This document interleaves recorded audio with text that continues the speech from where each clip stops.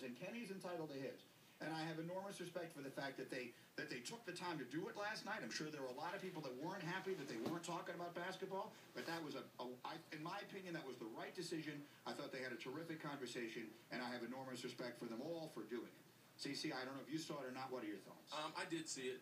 I think that Charles is in a tough spot.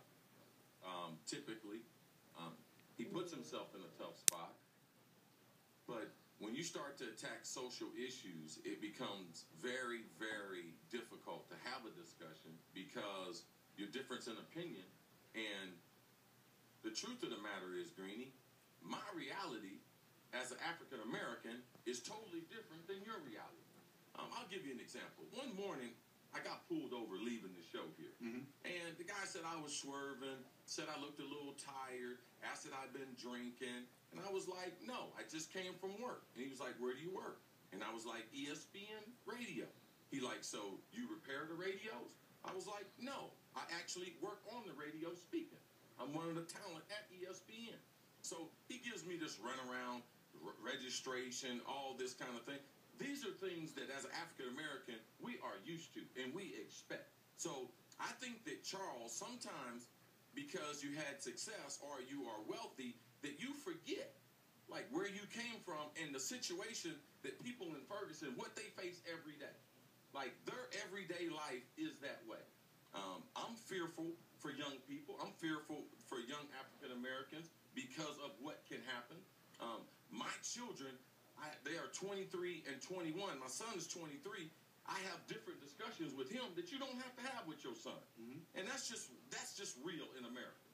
In 2014, him as a 23-year-old African American, I need to inform him of things because of the reality. Now, this is what I'm tired of. I'm tired of people without weapons dying.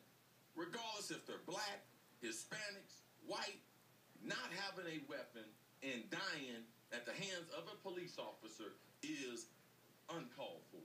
And there's too much of it going on in America, and it just happens that recently a great number of them are African American. It doesn't make sense for a police officer to kill someone when they don't have a weapon. So my biggest problem is that's what we should be talking about, people unarmed and the use of force on people who aren't armed. I think we are talking about it, and I think that the fact that, here's the thing about Charles. I don't disagree with what you're saying, and I understand that everyone's reality is different from each other's. All white people's reality isn't the same. My reality and Golik's reality are completely different. The two of us, I've talked about this with him many times. We couldn't come from more different places and more different worlds, even though we're both white. It doesn't mean that we have almost nothing else in common. And I understand everyone is a product of their own life experience, their own upbringing, their own circumstances.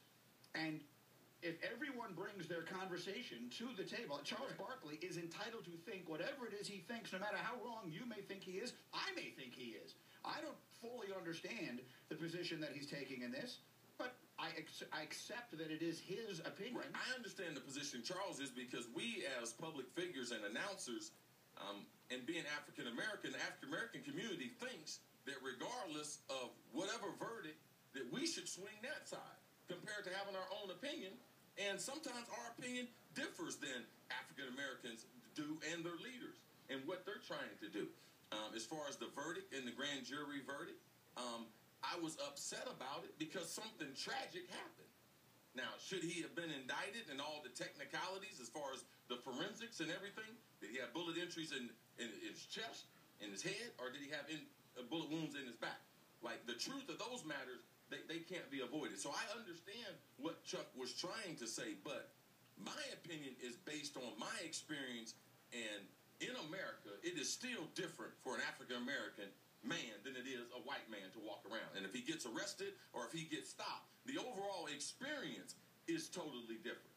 So that's one of the things that we should be discussing because that is a reality. That is a reality that people judge. Greeny, myself, if I don't dress up, if I go somewhere, I play basketball, I might have on a hoodie. I might go to the mall after working out.